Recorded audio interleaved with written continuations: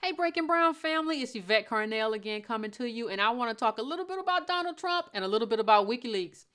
Donald Trump, there was a recording, I know you know, where he said he could grab a woman's crotch. He used the P word. I can grab your punani if I want to. Like, I can do that. As a rich guy, that's what I can do. I can walk up and I can grab it, I can kiss you, and you aren't going to do anything because I'm rich. And that's just the way it works.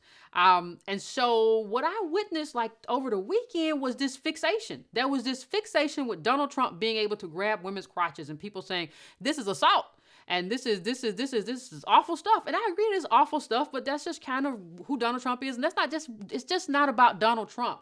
This is what the ruling elite gets to do to all of us. Like, we all kind of get grabbed by the crotch in terms of what happens to us as people who don't have money and don't have capital. So it's not just about what happens to one woman, and we make it about identity of one person as opposed to a class and a structure that allows certain people not to have to abide by the rules. That's the problem. But I want to talk about what's not being talked about. And what's not being talked about are these WikiLeaks files. Now, this week, there was a couple of interesting WikiLeaks files that came out that affected Black people in a major way in terms of the Democratic Party, in terms of Bernie Sanders, and in terms of how they think of the Black vote. There was one email to John Podesta, who you don't know has been a Clinton operative and friend and advisor for a very long time, a little scoundrel, this guy.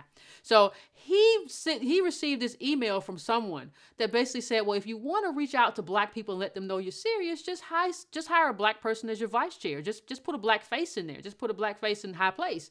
And this is what we've had the entire time, which has been Black faces in high places. It's tokenism, where they get one Black person in there and they say, okay, we're all good. Don't even worry about it. That Black people will look at one Black person who you put in front of TV, and they're good. And that's what we've always fallen for. So, the thing about this Black people in high places thing is that it doesn't ever get us anywhere. Now, the second thing that you had Labor Secretary Tom Perez come out and say, what we should do in terms of Bernie Sanders, what we should do is convince Black people, basically, that this Bernie guy is all for white people, that he's the white people's candidate.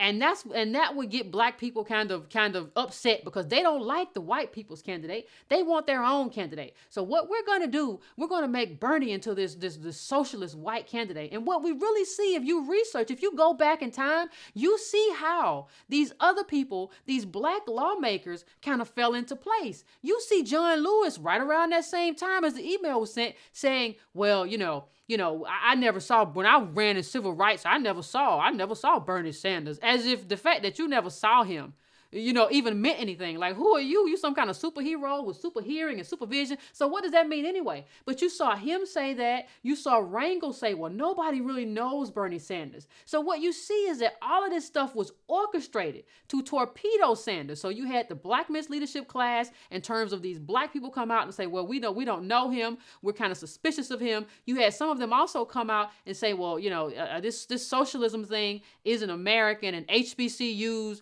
he's not going to give any money to HBCUs, and Bernie doesn't like Black colleges, and his college plan won't impact HBCUs, as if Obama hasn't done everything he can to gut HBCUs in terms of the plus loan change and all of that. So I think that the important thing to see is that how Black people are treated in terms of Democrats. We're given tokens, and then we're told to just throw something out to us. Well, he's white and he's a socialist. You can't trust him. As if we can trust the Clintons, given what they've done in Haiti. Given what they've done in America, given what they've done everywhere. You see, these are the same people. I don't even think people understand that the Clintons, and we talk about Guantanamo Bay, but the Clintons had a detention camp for Haitians who tried to come here to escape a dictator.